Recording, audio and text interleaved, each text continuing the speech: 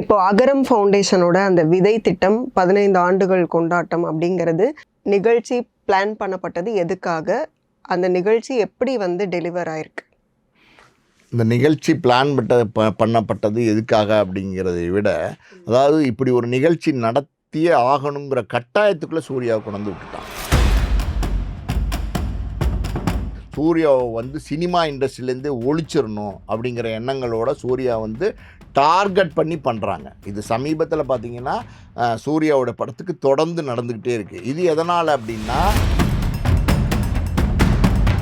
இன்னொரு பக்கம் ரொம்ப ஸ்ட்ரெயிட்டாக பேசணும், ஸ்ட்ரெயிட் ஃபார்வர்டாக பேசணும் அப்படின்னா, கங்குவா நல்ல படமா, அதை தாக்குனதில் என்ன தப்பு இருக்குது அப்படின்னு கேட்குறாங்க. உண்மையாலுமே கங்குவாங்கிறது ஒரு நல்ல படம் இல்லை. சூர்யா நீட்டுக்கு எதிர்ப்பாக அவர் குரல் கொடுத்தார். ஒரு நடிகர், அவருக்கு அவருடைய கருத்துக்களை சொல்கிறதுக்கு உரிமை இருக்கா இல்லையானா உரிமை இங்கே மறுக்கப்படுது. இன்னைக்கு சூர்யாவுடைய ரெட்ரோ படம் மாதிரி தான் விஜய் நடிக்கிறாரு, அஜித் நடிக்கிறாரு, ரஜினியை நடிக்கிறாரு, கமல் நடிக்கிறாரு. ஏன் கமல் இந்தியன் டூர் நடிக்கலையா? ஸோ இதெல்லாம் இப்போ விட்டுடுறாங்க. நீங்கள் சூர்யாவை டார்கெட் பண்ணுறீங்க. இங்கே யாருக்குமே தோணாத விஷயம் சூர்யாவுக்கு எப்படி திடீர்னு தோணுச்சு அப்படின்னா, அதுக்கும் ஒரு ஃப்ளாஷ்பேக் இருக்குது. அதை நான் சொல்கிறேன், நிறைய பேருக்கு தெரியாது. அது என்ன அப்படின்னா, புதுசாக எங்கேருந்தோ அதாவது கர்நாடகாவிலேருந்து ஒருத்தருக்கு படம் பண்ணுறார். யார்? விஜய். தமிழர். அவர் சொல்லிக்கிறார் தமிழர். அவர் தேதி கொடுக்குறது ஒரு கன்னடருக்கு. எதுக்கு கொடுக்குறாரு? இங்கே தமிழன் இல்லையா? தமிழை செத்து போயிட்டானா? உங்களை முதல் படம் எடுத்த யார்? ஒரு தயாரிப்பாளர் யார்? வெளிப்படமாக முதல் படம் எடுத்தது யார்? விஷ்ணு படம் எடுத்தது யார்? அவன் தமிழன் இல்லையா? நான் தான். Sir, next Surya. ஸோ இப்போ அகரம் ஃபவுண்டேஷனோட அந்த விதை திட்டம் 15 ஆண்டுகள் கொண்டாட்டம் அப்படிங்கிறது நிறைய விஷயங்கள் அதை சுற்றி பேசப்படுது. ஆக்சுவலி அந்த நிகழ்ச்சி பிளான் பண்ணப்பட்டது எதுக்காக? அந்த நிகழ்ச்சி எப்படி டெலிவர் ஆயிருக்கு? இந்த நிகழ்ச்சி பிளான் பண்ணப்பட்டது எதுக்காக அப்படிங்கிறதை விட, அதாவது இப்படி ஒரு நிகழ்ச்சி நடத்தியே ஆகணுங்கிற கட்டாயத்துக்குள்ளே சூர்யாவை கொண்டு வந்து விட்டுட்டாங்க. படத்தோட தோல்விகள் காரணம்? படத்தோட தோல்விகள் காரணம் கிடையாது. படத்தோட தோல்விகளுக்காண்டி இப்படி ஒரு நிகழ்ச்சி சூர்யா நடத்த வேண்டிய அவசியம் இல்லை. அதாவது ஒவ்வொரு படமும் சூர்யாவோட படம் வரும்போது பயங்கரமாக சூர்யா வச்சு செய்கிறாங்க. சூர்யாவை படத்தை ஓட விடக்கூடாது, சூர்யாவை சினிமா இண்டஸ்ட்ரியிலேருந்து ஒழிச்சிடணும் அப்படிங்கிற எண்ணங்களோட சூர்யா டார்கெட் பண்ணி பண்ணுறாங்க. இது சமீபத்தில் பார்த்திங்கன்னா சூர்யாவோட படத்துக்கு தொடர்ந்து நடந்துக்கிட்டே இருக்குது. இது எதனால் அப்படின்னா, 2 விஷயம் இருக்குது. ஒரு விஷயம் பார்த்திங்கன்னா, ஜெய்பீம் படத்தில் ஒரு கேலண்டர், அந்த கேலண்டரை வச்சு ஒரு கட்சி அதான் வெளிப்படையாகவே சொல்லுவோம், பாட்டாளி மக்கள் கட்சி எங்களை எப்படி சொல்கிறது, தாக்கி அந்த காட்சி வைக்கப்பட்டிருக்கு, எங்களை எங்களுக்கு எதிர்ப்பாக அந்த காட்சி வைக்கப்பட்டிருக்கு அப்படின்னு சொல்லி அந்த அந்த அந்த அந்த பாட்டாளி மக்கள் கட்சியினர் அந்த நேரங்களிலே பார்த்திங்கன்னா ஜெய்பீம் படம் வந்தபோதே பார்த்திங்கன்னா பெரிய லெவலில் ஒரு சர்ச்சையாக்கினாங்க. இன்றைக்கு வரைக்கும் பார்த்திங்கன்னா அது தொடர்ந்து அந்த எண்ணங்களோட சூர்யா அட்டாக் பண்ணிகிட்டே இருக்காங்க, படங்கள் ஒவ்வொரு படமும் வரும்போது. ஓகேவா? இன்னொரு பக்கம் பார்த்தீங்கன்னா ஜோதிகா ஒரு கருத்து சொல்கிறாங்க. அது என்ன சொல்கிறாங்க அப்படின்னா, அதாவது கோயிலுக்கு கொடுக்குற பணத்தை கொஞ்சம் நீங்கள் மருத்துவமனைக்கு கொடுங்க, பள்ளிக்கு கொடுங்க, அதாவது கல்விக்கு கொடுங்க அப்படிங்கிறத சொல்கிறாங்க. இது ஒரு நல்ல கருத்து தான், தவறாக அவங்க எதுவுமே சொன்ன மாதிரி எனக்கு தோணவே இல்லை. அப்படி அவங்களுடைய கருத்தை அதாவது பிரித்து அவங்க ஒரு இஸ்லாம் மதத்தை சேர்ந்தவங்க, அவங்க எப்படி கோயிலுக்கு கொடுக்குற பணத்தை ஒரு மருத்துவமனை கொடுங்கன்னு சொல்லலாம், ஒரு பள்ளிக்கு கொடுங்கன்னு சொல்லலாம் அப்படின்னு சொல்லி அதை ஒரு சர்ச்சையாக்கி, அதை இன்னை வரைக்கும் பேச்சு பொருளாக்கி, இன்னை வரைக்கும் அது ஒரு காரணமாக சூர்யாவோட படங்களை தொடர்ந்து டார்கெட் பண்ணிகிட்டே இருக்காங்க. இன்னொரு பக்கம் பார்த்தீங்க அப்படின்னா, சூர்யா நீட்டுக்கு எதிர்ப்பாக அவர் குரல் கொடுத்தார். ஒரு நடிகர், அவருடைய தொழில் நடிப்பு, ஆனால் இந்த ஜனநாயக நாட்டில் அவரும் ஒரு அவர் ஒரு பிரஜை. அப்படி இருக்கும்போது அவருக்கு அவருடைய கருத்துக்களை சொல்கிறதுக்கு உரிமை இருக்கா இல்லையானா உரிமை இங்கே மறுக்கப்படுது. அவர் நீட்டுக்கு எதிர்ப்பாக சொன்ன கருத்து மத்திய அரசுக்கு எதிர்ப்பாக சொன்ன கருத்தாக பார்க்குறாங்க. ஒரு சாதாரணமாக ஒரு குடிமகனாக அவருடைய கருத்தாக பார்க்கல. ஸோ அங்கே வந்து ஒரு பக்கம் வந்து அதை வச்சு ஒரு பக்கம் டார்கெட் பண்ணுறாங்க.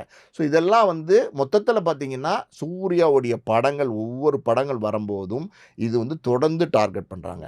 இதே இன்னொரு பக்கம் ரொம்ப ஸ்ட்ரெயிட்டாக பேசணும், ஸ்ட்ரெயிட் ஃபார்வர்டாக பேசணும் அப்படின்னா கங்குவா நல்ல படமா, அதை தாக்குனதில் என்ன தப்பு இருக்குது அப்படின்னு கேட்குறாங்க. உண்மையாலுமே வந்து கங்குவாங்கிறது வந்து ஒரு நல்ல படம் இல்லை, நான் அப்படி தான் வெளிப்படையாகவே பேசுவேன். அதே நேரத்தில் வந்து ரெட்ரோ வந்துச்சு, ரெட்ரோ வந்து நல்ல படமா அப்படின்னா கங்குவா அளவுக்கு மோசமான படம் இல்லை. நீங்க இன்னைக்கு சொன்ன மாதிரி அந்த ரெட்ரோ படம் வந்து நானுமே பார்த்தேன். படம் வந்து சூப்பர் தான். ஆனா நிறைய பேர் பேசினது ரெட்ரோ ஒரு தோல்வி படம். மேபி. ஆமாம், ரெட்ரோ வந்து ஒரு ஒரு எப்படி சொல்கிறது, நல்ல படம் தான், கமர்ஷியல் படம் தான். இன்றைக்கி சூர்யாவுடைய ரெட்ரோ படம் மாதிரி தான் விஜய் நடிக்கிறாரு, அஜித் நடிக்கிறாரு, ரஜினியே நடிக்கிறாரு, கமல் நடிக்கிறாரு. ஏன் கமல் இந்தியன் டூர் நடிக்கலையா? ஸோ இதெல்லாம் வந்து இப்போ விட்டுடுறாங்க. நீங்கள் சூர்யாவை மட்டும் டார்கெட் பண்ணுறீங்க. அப்போ வந்து இது வந்து திட்டமிட்ட ஒரு டார்கெட்டாக இன்றைக்கி இருந்துக்கிட்டு இருக்கு. அப்படி இருக்கிற சூழ்நிலையில் நான் அப்படிப்பட்ட ஆள் கிடையாது. நான் என்னென்ன செஞ்சுக்கிட்டு இருக்கேன், இன்றைக்கி செய்யலை, நேற்றுக்கு செய்யலை, முந்தானேத்து செய்யலை, நான் 15 வருஷமாக செஞ்சுக்கிட்டு இருக்கேன். அகரம்னு ஒரு ஃபவுண்டேஷனை நடத்தி கிட்டத்தட்ட வந்து இத்தனை ஆயிரம் மக்கள், அதாவது வந்து இத்தனை ஆயிரம் ஸ்டூடெண்ட்ஸை வந்து நான் படிக்க வச்சுக்கிட்டு இருக்கேன்.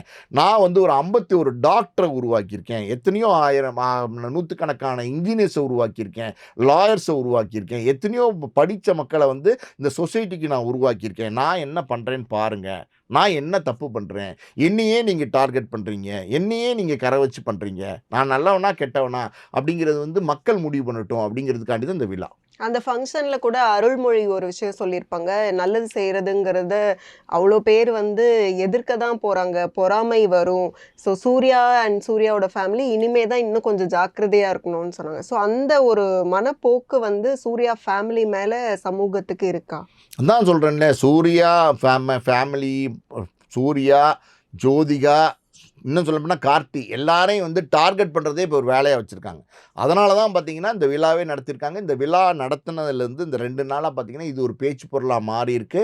எல்லாருக்குமே வந்து சூர்யா செய்கிற நல்ல விஷயங்கள் தெரிஞ்சிட்டு இருக்கு. இது வரைக்கும் பார்த்தீங்கன்னா அகரம்னு ஒரு ஃபவுண்டேஷன் வச்சுருக்காரு. அந்த அகரம் ஃபவுண்டேஷன் மூலமாக ஏதோ கல்விக்கு உதவி செஞ்சுட்டு இருக்காரு, படிக்க வைக்கிறாரு அப்படின்னு சாதாரணமாக தான் தெரிய வந்துச்சே தவிர, இப்போ விழாவாக மாற்றி இது எல்லாத்துட்டையும் வந்து சொல்லும்போது இவ்வளோ நல்ல விஷயங்கள் செஞ்சுட்டு இருக்காராயா இருந்தாலும். ஸோ இந்த ஆளை எதுக்கே டார்கெட் பண்ணுறாங்க, என்னையா தப்பு பண்ணாரு அப்படின்னு கேட்குறாங்க. உண்மையிலுமே இன்னொரு விஷயம் இந்த இடத்துல சொல்கிறேன். சூர்யா ஒரு நடிகர் நடிகராக இருக்கிற ஒருத்தர் இந்த மாதிரி வந்து சொசைட்டிக்கு ஒரு கான்ட்ரிபியூஷன் பண்ணுறாரு. இது வந்து சாதாரண கான்ட்ரிபியூஷன் கிடையாது. நீங்கள் ஒருத்தனுக்கு சோறு போட்டிங்கன்னு வச்சுக்கோங்களேன், அவன் பசி அடங்கிடும், மறுபடியும் பசிக்கும்னு கேட்பான். அது வந்து மறுபடியும் இன்னொரு வாட்டி போட வேண்டியிருக்கும். நீங்கள் வந்து ஒரு பொண்ணை கையில், அதாவது வந்து பவுன், அதாவது வந்து 10 பவுன் கொடுத்து இதை வச்சு பொழைச்சிக்கோன்னா அவன் வந்து ஏதாவது ஒரு கஷ்டத்தில் வந்து அதை மறுபடியும் விற்றுருவான்.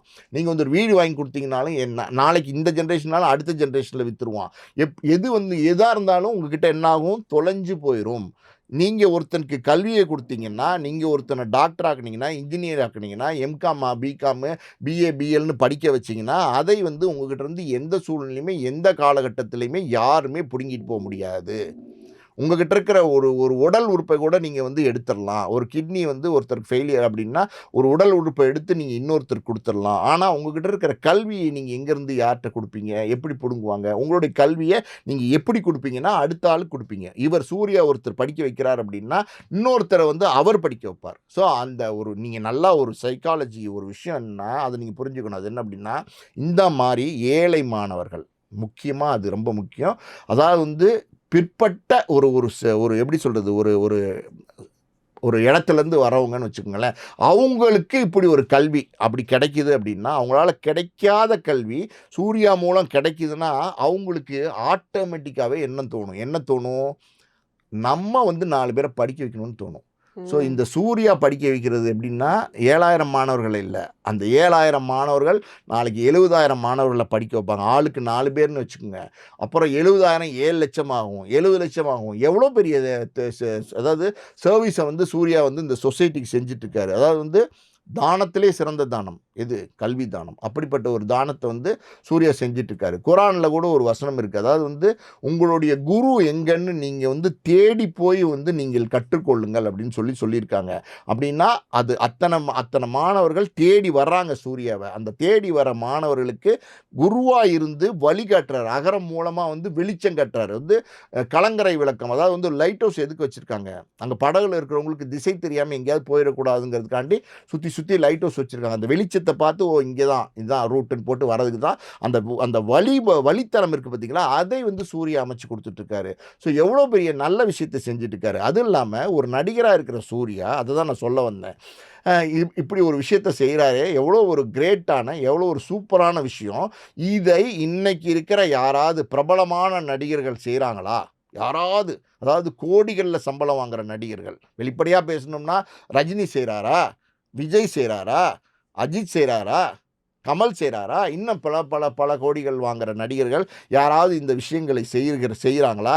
இந்த பிரபல நடிகர்கள் அந்தஸ்தில் இருக்கிறவங்க யாராவது வந்து ஒரு அநாத ஆசிரமம் வச்சுருக்காங்களா? சார் நான் ஒரு அநாத ஆசிரமம் வச்சுருக்கேன் சார், அது வந்து நடந்துகிட்ருக்கு, அதுக்கு அதில் ஒரு 200 பேர் படிக்கிற நான் வந்து சோறு போடுறேன், படிக்க வைக்கிறேன் சொல்கிறாங்களா?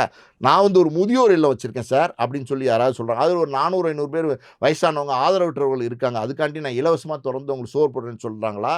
கிடையாது. இல்லைன்னா சார் ஒரு அன்னச்சத்திரம், அதாவது வந்து நீங்கள் எப்போ போனீங்கன்னாலும் சரி, ஒரு கல்யாண மண்டபம் மாதிரி இடத்துல எல்லாருக்கும் சோறு போடுவாங்க சார், போட்டுக்கிட்டே இருப்பாங்க. போடுறாங்களா? கிடையாது. அப்போ வந்து எதுவுமே நீங்கள் வந்து இந்த சொசைட்டிக்கு பண்ணுறதுக்கு தயாராக இல்லை. நீங்கள் வந்து பண்ணுறவங்களையும் விமர்சனம் பண்ணுறதுக்கு தயாராக இருக்கீங்க. இது எவ்வளோ கேவலமான மென்டாலிட்டி, இவ்வளோ கேவலமான மனநிலை. இப்படி நல்லதை செய்கிறவனை போய் நீங்கள் சுற்றி அடிச்சிங்கன்னா எப்படி அவர் நல்லது செய்வார்? எம்ஜிஆரே என்ன தெரியுமா பண்ணார்? அதுக்கு முன்னாடி காமராஜர் மேட்டர் சொல்கிறேன் கேளுங்க. காமராஜே ஒரு வாட்டி வந்து ரோட்டில் போயிட்டுருக்காரு, காரில் போயிட்டுருக்கும்போது சின்ன பசங்க 15, 16, 14 வயசு பசங்களாம் நாற்று நட்டுட்ருக்காங்க வயலில். கார் நிறுத்தியா அப்படின்னா அவர் ரொம்ப யதார்த்தமான இயல்பான மனிதர். டக்குன்னு இறங்கி அந்த சேத்துக்குள்ளே இறங்கி நடந்து போகிறாரு. என்னப்பா, ஏன் நீங்கள்லாம் படிக்கிற பசங்க எதுக்கு இங்கே வந்து நாற்று நட்டுட்டு இருக்கீங்க? ஏன் படிக்க போகலையா? ஸ்கூலுக்கு போகலையா? பள்ளிக்கூடம் போகலையா? அப்படின்னு கேட்கும்போது, ஐயா இதை நட்டால் தான் எங்களுக்கு வந்து ஒரு 10 ரூபா 20 ரூபா கூலி கிடைக்கும், அதை வச்சு தான் நாங்கள் சாப்பிட முடியும், நாங்கள் சாப்பாட்டுக்கு என்னையா பண்ண முடியும், எங்கள் குடும்பத்தில் வறுமை இருக்குது அப்படின்னு சொல்கிறாங்க. இப்போ சோறு போட்டால் படிப்பீங்களா அப்படின்னு கேட்குறாரு. படிப்போம் ஐயா அப்படின்னோடனே, உடனே சோறு போடுங்கப்பா இவங்களுக்குலாம், மதியம் சோறு போடுங்க, எல்லாருக்கும் போட சொல்லுங்கள் அப்படின்னு சொல்லி சோறு போட சொன்னார். மதிய உணவு திட்டம்னு கொண்டு வந்தார். அது வந்து எம்ஜிஆர் வந்து சத்துணவு திட்டமாக மாற்றி, அதுக்கப்புறம் பார்த்தீங்கன்னா அவர் வந்து எல்லாருக்கும் வந்து இது ஒரு திட்டமாகவே போட்டு, இதுக்கு ஒரு ஐஏஎஸ்லேருந்து எல்லாரையும் போட்டு இதை ஒரு திட்டமாக செயல்படுத்தினார். இன்றைக்கு வரைக்கும் போயிட்டுருக்கு. அதுக்கப்புறம் கலைஞர் வந்து முட்டை போட்டார். இவங்கெல்லாம் வந்து எப்படின்னா கொடுத்தாங்க. எது கொடுத்தாங்கன்னா இன்டென்ஷன் என்ன? அதாவது வந்து இந்த கல்வி இன்னைக்கு வந்து வறுமையினால் நம்ம நாட்டில் படிக்காமல் போயிடக்கூடாது, மாணவர்கள் படிக்கணும், கல்வி தான் ரொம்ப முக்கியம் அப்படிங்கிற ஒரு நல்ல எண்ணங்களோடு இதெல்லாம் செஞ்சாங்க. அப்படிப்பட்ட ஒரு எண்ணத்தோட நல்லது செஞ்சிட்ருக்காரே சூர்யா. யாருக்குமே தோணாத ஒரு விஷயம் தானே. இங்கே வந்து யாருக்குமே தோணாத விஷயம் சூர்யாவுக்கு எப்படி திடீர்னு தோணுச்சு அப்படின்னா, அதுக்கும் ஒரு ஃப்ளாஷ்பேக் இருக்குது. அதை நான் சொல்கிறேன், நிறைய பேருக்கு தெரியாது. அது என்ன அப்படின்னா, நடிகர் சிவகுமார் சூர்யாவோட அப்பா இருக்கார், 10th +2 இந்த 2 வருஷமும் ஸ்டேட் போர்டில் ஸ்டேட் ஃபஸ்ட்டு வர மாணவர்களுக்கு வருஷம் தலா 10,000 ஒவ்வொருத்தவங்க கொடுத்துட்டு இருந்தார். தினத்தந்தியில் ஃபோட்டோலாம் வரும். ஸோ அன்னைக்கே வந்து இது ஒரு விதையாக வந்து சூர்யா அதாவது வந்து ஒரு விதையை வந்து சிவகுமார் போட்டிருக்கார். சின்ன உதவி தான் பண்ணியிருக்கார். அந்த விதை தான் இன்னைக்கு வந்து சூர்யா உருவத்தில் வளர்ந்து அகரம் மாதிரி ஒரு ஆலமரமாக வந்து நிற்கிது. இதுக்கெல்லாம் ஒரு காரணம் இருக்குது. அந்த காலத்துலேருந்தே உதவி செய்யணும், அதுவும் கல்வி உதவி செய்யணுங்கிற நல்ல எண்ணங்களோடு செஞ்சுட்டு வராங்க. அவங்கள போய் டார்கெட் பண்ணிகிட்டு இருந்தா அப்புறம் யார் தான் வந்து உதவி செய்ய வருவா? ஒன்றும் இல்லை, இந்த சின்ன பையன் KPY பாலா, யார் அந்த பையனே தெரியாது, தம்மாத்தூண்டு பொடி பையன். அந்த பையன் எல்லாம் சுற்றி இறங்குறானே, வெள்ளத்துக்குள்ளே இறங்குறானே. ஒரு நடிகரை இறங்க சொல்லுங்களேன். வெள்ளம் வரும்போது இறங்குறானே, புயல் வரும்போது இறங்குறானே, ஒரு பேரிடர் வரும்போது இறங்குறானே, இந்தாங்க சாப்பாடு, அது தயிர் சாதமா, புளி சாதமா, சாம்பார் சாதமா, அது இம்மெட்டீரியல் கொடுக்குறானே, நீ சாப்பிட்ற இந்தாடா, இந்த தண்ணி பாட்டில் இந்தாடா கொஞ்சம் காசு அப்படின்னு கொடுக்குறானே. ஏன் கொடுக்குறான்? அவனை விமர்சனம் பண்ணுறீங்களே, அவனை உட்காந்துட்டு விமர்சனம் பண்ணுறீங்களே. அவனுக்கு ஏது காசு? அவன் எங்கேருந்து காசு கொண்டு வந்தான்? ஏது காசு? எதுப்படி கொடுக்குறான்? இது தேவையா உங்களுக்கு? எங்கேயோ உங்களுக்கு காசு வருது, அவன் பேக்கெட்டில் வச்சுக்க நினைக்கலையே, அவன் மற்றவங்களுக்கு கொடுக்கணும்னு நினைக்கிறானே. மற்றவங்க சாப்பிடணும்னு நினைக்கிறானே, தன்னை மட்டும் பசியாத்திக்க நினைக்கலையே, இன்னொருத்தன் பட்னியாக இருக்கவனுக்கு கொடுக்கணும்னு நினைக்கிறானே, அவனையே நீங்கள் விமர்சனம் பண்ணுறீங்க. இப்போ சூர்யாவை விமர்சனம் பண்ணுறீங்க, அவனை விமர்சனம் பண்ணுறீங்க. ஸோ நல்லது செய்கிற யாருமே இனிமேல் வரமாட்டாங்க இந்த மாதிரிலாம் விமர்சனம் பண்ணால். இப்போ அஜித் கூட இவ்வளோ சொல்றாரு இல்லையா, அதாவது ரசிகர்கள் வந்து இப்படி இருங்க அப்படின்னு. அப்போ ரசிகர்கள் தான் வந்து தன்னுடைய அந்த தோல்வி காலத்திலையும் வந்து உடன் நின்றுருக்காங்கன்னு அந்த அறிக்கையில சொல்லியிருக்கார். அப்போ அஜித் கூட இந்த மாதிரி ஹெல்ப் வந்து ரசிகர்களுக்கோ இல்லை மக்களுக்கோ பண்ண மாதிரி இல்லை. அதே மாதிரி ரஜினி சார் ஆல்சோ பண்ண மாதிரி இல்லை. அதே மாதிரி இப்போ நீங்கள் சொல்கிற மாதிரி சூர்யாவோட இந்த ஃபங்க்ஷன் வந்ததுக்கப்புறம் எல்லாரும் விஜயை திட்ட ஆரம்பிச்சிட்டாங்க. அதாவது அரசியல்னு ஒன்று வந்து அப்புறமா தான் நீங்கள் செய்கிறீங்க, ஆனால் சூர்யா வந்து இவ்வளோ வருஷமாக செய்கிறாரு அப்படின்னு அந்த ஒரு நான் சொன்னேனேம்மா. அதாவது சூர்யா செய்கிறது வந்து கல்வி உதவி, விஜய் செய்கிறது வந்து கல்வி விளம்பரம். அவருக்கு வந்து நாளைக்கு ஓட்டா மாறணும். ஆனால் பார்த்தோன்னா ரசிகர்களை பொறுத்த வரைக்கும் ரஜினி சாருக்கோ இல்லை விஜய் சாருக்கோ இருக்கிற அளவுக்கு அவங்களுடைய படங்களை வந்து இப்போ குட் பேட் அக்லி வந்து ஒரு கிட்டத்தட்ட ரசிகர்களுக்காகவே ஓடின படம் அப்படின்னு சொல்லலாம். ஸோ அந்த மாதிரி ரசிகர்கள் இவங்களை காப்பாற்றுறதுக்கு இருக்கிறாங்கங்கிற மாதிரி ஒரு டோன் ஒரு பக்கம் இருக்குது.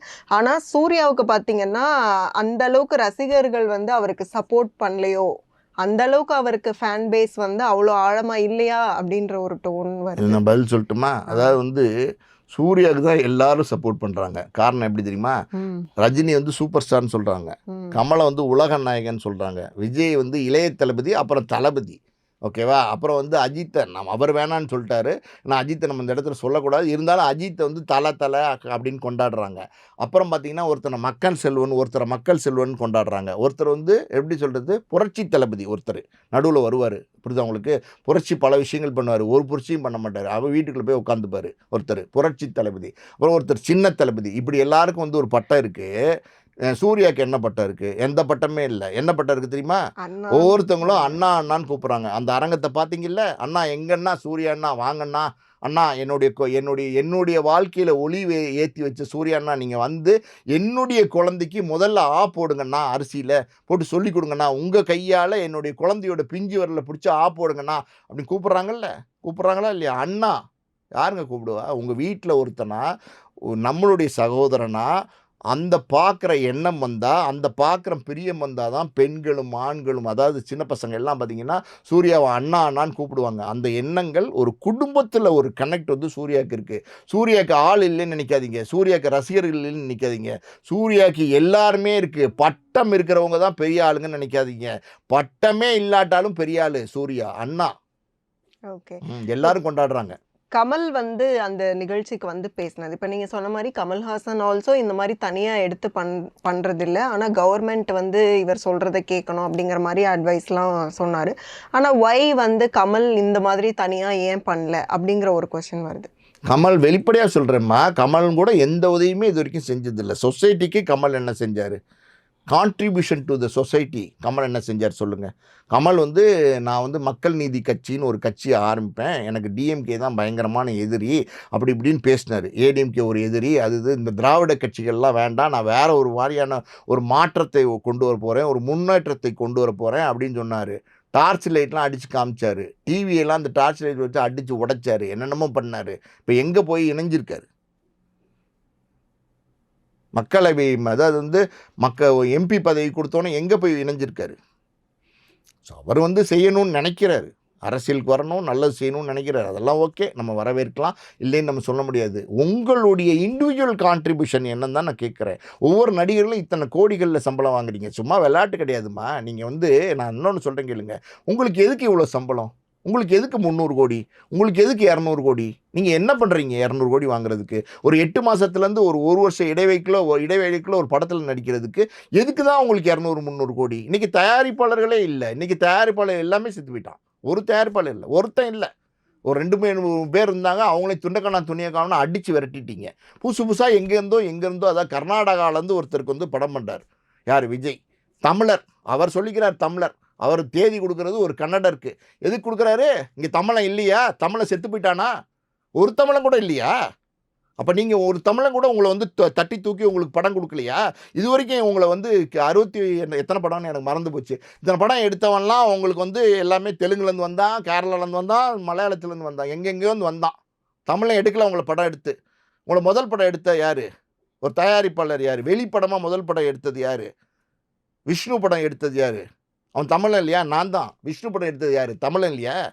அதுக்கப்புறம் உங்களை வந்து ஆரம்ப காலத்தில் வந்து ராஜாவின் பார்வையிலே, வசந்த வாசல், கோயம்புத்தூர் மாப்பிள்ளை, அப்புறம் என்னென்னமோ படம்லாம் நடிச்சிங்களே, அந்த படம்லாம் எடுத்தது யார்?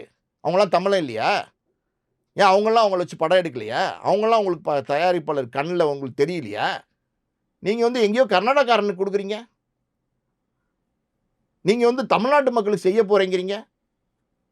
எனக்கு தெரில. எல்லாருமே அப்படி தான் பண்ணுறாங்க. ரஜினி எங்கே கொடுக்குறாரு தேதியை, அப்புறம் இவர் அஜித் எங்கே கொடுக்குறாரு தேதியை. எல்லாருக்குமே இங்கே தமிழில் தயாரிப்பாளரே இல்லைம்மா.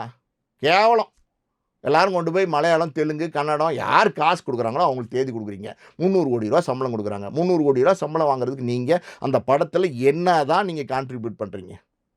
உங்களுக்கு இருக்கிற மார்க்கெட்டை மிஸ்யூஸ் பண்ணுறீங்க, எக்ஸ்ப்ளாய்ட் பண்ணுறீங்க, பணத்தை வந்து கோடிகளில் வாங்குறீங்க. அப்படி வாங்குகிற நீங்கள் ஏதாவது இந்த சொசைட்டிக்கு இண்டிவிஜுவலாக நீங்கள் பண்ணுறீங்களா அப்படின்னா பண்ணவே இல்லை.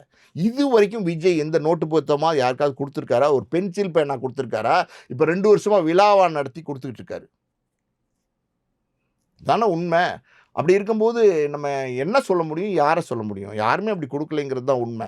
இந்த இடத்துல பார்த்தீங்கன்னா புனித் ராஜ்குமார் கண்டத்தில் அவர் வந்து பார்த்தீங்கன்னா இதே மாதிரி ஆயிரக்கணக்கான மாணவர்களை படிக்க வச்சுட்டு இருந்தார். நிறைய நல்ல விஷயங்களை செஞ்சிட்டு இருந்தார்.